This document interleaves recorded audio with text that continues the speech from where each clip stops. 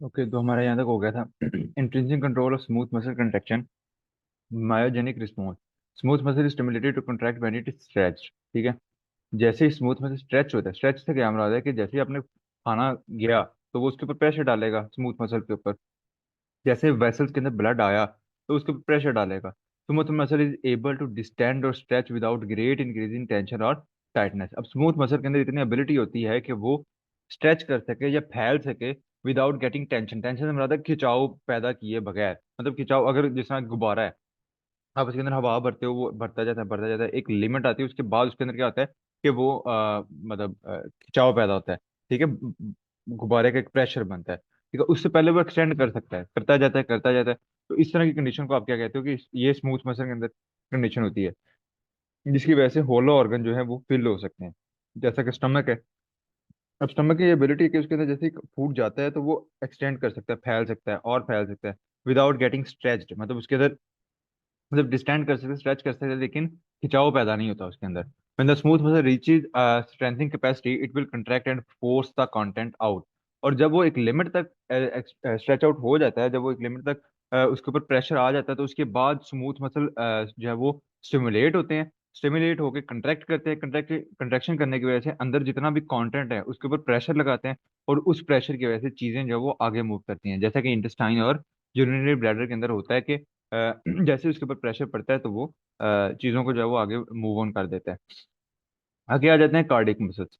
अच्छा, ये सिर्फ हार्ट के अंदर होते हैं। Muscle consist of interconnecting striated fibre with single nucleus similar to skeletal muscle. यहाँ उसने गलती की है कि स्केलेटल मसल नहीं है, बेसिकली सिंगल जो न्यूक्लियस है वो कहाँ पे है, स्मूथ मसल के अंदर थे। ठीक है, तो हम इसके अंदर स्मूथ मसल लिख लेते हैं।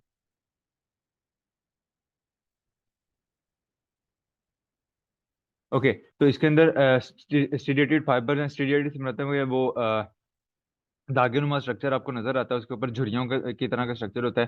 सिंगल न्यूक्लियस होता है, जैसा कि स्मूथ मसल के अंदर होते हैं। Metabolism, they contain actin and myosin like smooth muscle and is rich in mitochondria, rely on aerobic metabolism. Unlike other muscle, cardiac muscle can not efficiently function with N oxygen depth. तो क्या कहते हैं कि अगर oxygen की कमी है तो इसका मतलब ये नहीं है कि जिस तरह मसल सेल तो ढीठ थे ना, ऑक्सीजन नहीं तो बगैर ऑक्सीजन के काम करी जा रहे थे। ठीक है। लेकिन यहाँ पर क्या कंडीशन है कि अगर ऑक्सीजन की 1% भी कमी हो जाती है तो ये फौरन से क्या करते हैं, ये सेल्स जो है वो अपना काम छोड़ देंगे। ठीक है, तो ये ऑक्सीजन डेप्थ के साथ काम नहीं कर सकते कि बाद में आ जाएगी ऑक्सीजन, या लैक्टेट की प्रोडक्शन करके एटीपी प्रोड्यूस कर सकते हैं। कोई इसके अंदर मोटर यूनिट नहीं होता। इसका मतलब है कि इट इज टोटली इनवॉलंटरी, आपके कंट्रोल में ही नहीं है। मोटर यूनिट तो वो है ना जो दिमाग कंट्रोल करे। इट इज मतलब आपके विल से कंट्रोल हो रहा था। ऐसा कोई इसके अंदर मोटर नर्व वगैरह नहीं होते। हर सेल जो है वो अपना कंट्रक्शन जो है वो। अच्छा, ये हो गया। यूनिट से मुराद है कि इकट्ठे यूनिट नहीं बनते। मोटर यूनिट मैंने अभी आपको लास्ट टाइम शायद समझाया है, अगर नहीं समझाया तो मैं दोबारा समझा देता हूँ। बेसिकली मोटर न्यूरॉन्स जो आते हैं ना, उसके अंदर डिफरेंट मोटर फाइबर्स होते हैं। ठीक है, मोटर न्यूरॉन्स होते हैं, एक मोटर फाइबर होता है, यूनिट होता है। ठीक है, उसके अंदर फाइबर्स होते हैं और वो फाइबर डिफरेंट पॉइंट्स पे या डिफरेंट फाइबर के साथ अटैच कर जाते हैं। ठीक है, डिफरेंट सेल्स पे अटैच करते हैं ताकि एक कम्युलेटिव कंट्रैक्शन हो सके। लेकिन कार्डियक के अंदर ऐसा सीन नहीं है। अगर मैं इसको समझाना चाहूँ तो फर्ज कर लो कि ये आपके डिफरेंट फाइबर थे ना, ऐसे। ठीक है, ऊपर से जब मोटर न्यूरॉन आया तो इसके अंदर डिफरेंट फाइबर्स होंगे, एक दो तीन तीन इस तरह डिफरेंट ऊपर से मोटर फाइबर आ रहा है। ठीक है, उसके न्यूरॉन से तो एक इसके सेल के साथ बाइंड कर गया, एक इस सेल के साथ बाइंड कर गया, एक सेल के, ओवरऑल इसने एक कम्युलेशन बनाई तो इकट्ठे सिग्नल आए, इकट्ठे मसल फाइबर करके कंट्रैक्ट कर जाएगा। इसके अंदर क्या है कि हर सेल के पास अपना न्यूरॉन है। एक सेल है, उसका अपना न्यूरॉन है, दूसरा सेल है, उसका अपना अलग न्यूरॉन आ रहा है, और हर सेल जब वो इंडिपेंडेंटली काम करता है।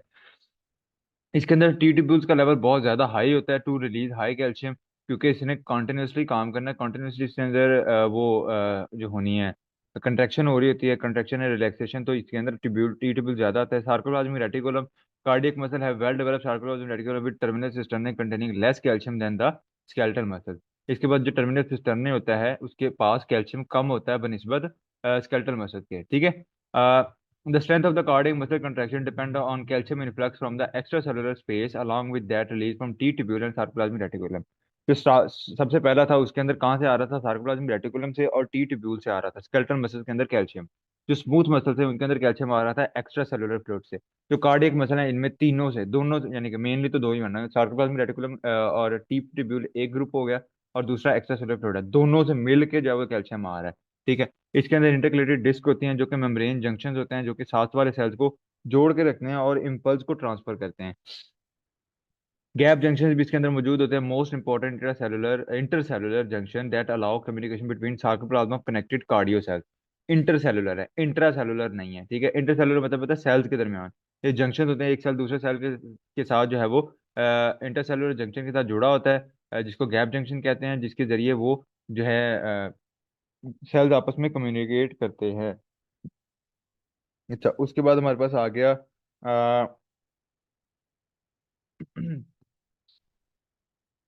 सिंथिक सिंकिट्रियम,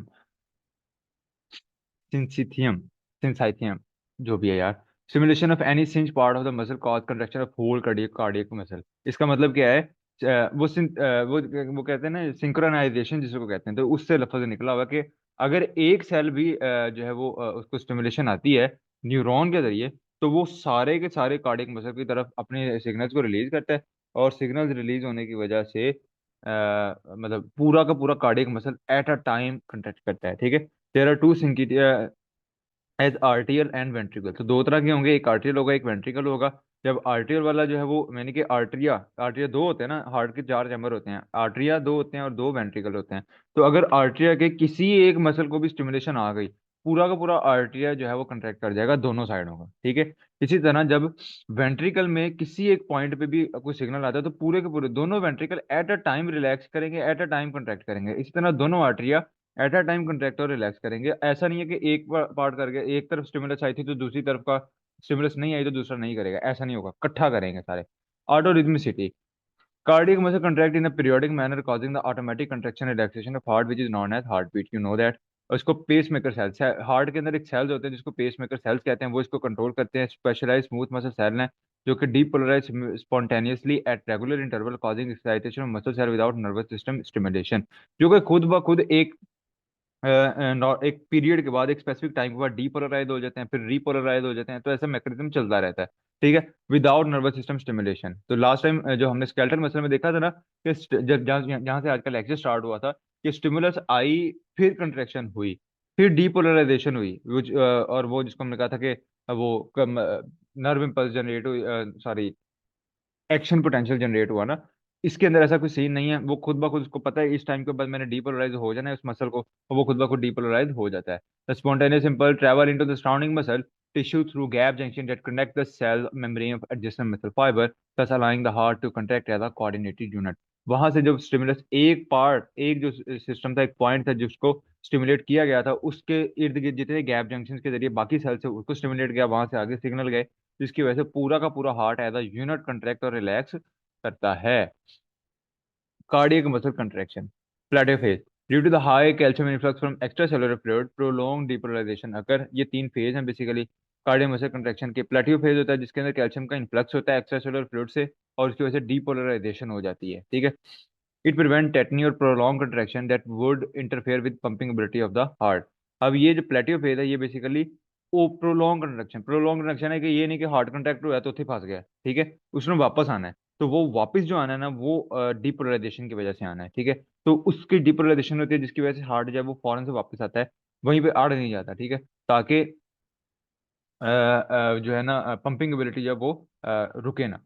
अच्छा, उसके बाद आ जाता है refractory period. Due to the calcium influx, there is prolonged absolute refractory period of cardiac muscle of 250 milliseconds, much longer than the skeletal muscle, which lasts about 1 to 2 seconds.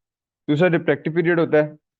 अब refractive period क्या होता है ये आपको मैं बताता हूँ खैर।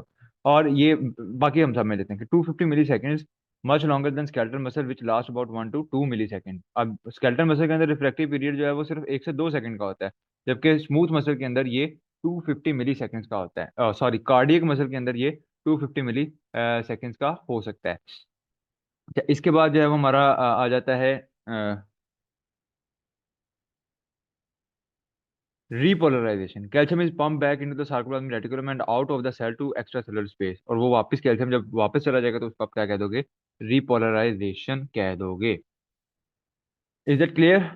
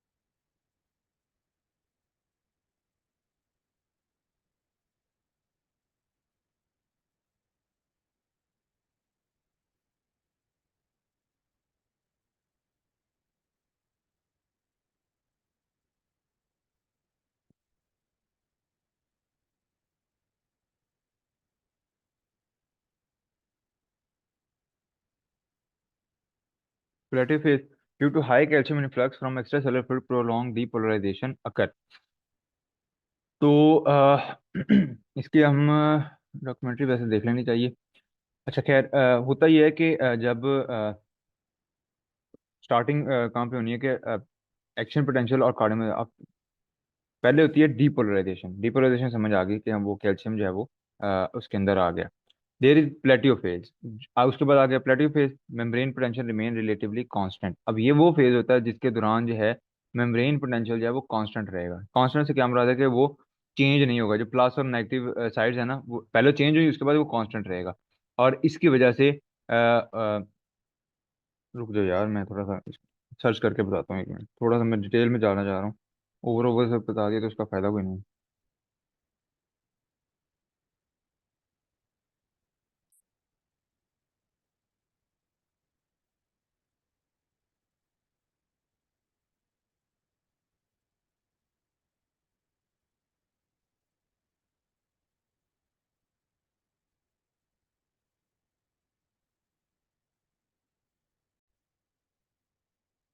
तो बेसिकली जो प्लेटिव फेज होता है इसके अंदर हाई कैल्शियम इनफ्लक्स हो गया इनटू द कार्डियक मसल। और ये क्यों होता है? ताकि जो है एक कंट्रैक्शन जो है वो एक रिदमिक वे में हो। अगर हाई कैल्शियम का इन्फ्लक्स नहीं होता और प्रोलॉन्ग डिपोलराइजेशन नहीं होती तो इसका मतलब है कि छोटे छोटे स्टेप्स लिए जाएंगे। छोटे छोटे स्टेप्स के अंदर जब वो रिदमिसिटी नहीं आती, ठीक है, तो प्रोलॉन्ग स्टेप लिए जाते हैं एक स्टेबलाइज कंडीशन की तरफ जो है ना, ताकि हार्ट जो है वो स्टेबलाइज और रिदमिक वे में अपने आप को मूव करता रहे, ठीक है। और इसकी वजह से जितना प्रोलॉन्ग टेटनी कंट्रैक्शन है, जिसको टेटनी की कंडीशन भी कहते हैं, उसको प्रिवेंट किया जा सकता है। दूसरा हमारा आ जाता है रिफ्रैक्टिव पीरियड। अब रिफ्रैक्टरी पीरियड जो है वो बेसिकली कहता है कि calcium influx result in large absolute refractive period. अब इसका पर्पज भी वही है कि जैसे 250 मिली सेकेंड का, कि ये नहीं है कि फौरन से अगला थोड़ी देर बाद फिर हार्ट स्टिमुलेट हो गया। अब इसकी पिछली कंट्रैक्शन ही प्रॉपर पूरी नहीं थी हुई कि अगली जो है ना नई जो है मतलब नेक्स्ट कंडीशन आ गई और नेक्स्ट जो है स्टिमुलस आ गया, उसके बाद दोबारा से कंट्रैक्ट हो गया, ठीक है। लार्ज रिफ्रैक्टिव पीरियड का भी ये प्लेटियो फेज के अंदर देखो प्रोलॉन्ग डिपोलराइजेशन हो रही है। एक चीज प्रोलॉन्ग है, लंबा एक प्रोसेस दिया जा रहा है ताकि रिदमिसिटी आए, ताकि एक स्टेबलाइज कंडीशन आए। रिफ्रैक्टिव पीरियड का भी फंक्शन तकरीबन सेम ही है कि जो रिदमिसिटी है उसको मेंटेन किया जा सके और हार्ट जो कंट्रैक्ट रिलैक्स एफिशिएंटली कर सके। ऐसा नहीं है कि फौरन से स्टिमुलस, अगली स्टिमुलस आ गई, उससे अगली स्टिमुलस आ गई, उससे अगली स्टिमुलस आ गई, तो उसकी वजह से तो वो फौरन से कंट्रैक्ट रिलैक्स तो अपनी रिदमिसिटी मेंटेन नहीं रख पाता, ठीक है। रिपोलराइजेशन वो स्टेट होती है जिसके अंदर कैल्शियम वापस जाता है पीछे को, ताकि नई कंट्रैक्शन नेक्स्ट कंट्रैक्शन के लिए उसको जो है वो एक कंडीशन बनाई जाए, फिर सिग्नल आएंगे, या जैसे वो खुद ब खुद अपने आप को एक रिदमिसिटी के थ्रू कंट्रोल करते हुए दोबारा से कैल्शियम अंदर भेजेगा, जिसकी वजह से दोबारा मसल जो है वो कॉन्ट्रैक्ट करेगा। होप सो क्लियर हो गया होगा। नहीं हुआ तो बस इसको रट्टा मार लो, बाद में देखेंगे, पूरा हार्ड पढ़ना पड़ेगा।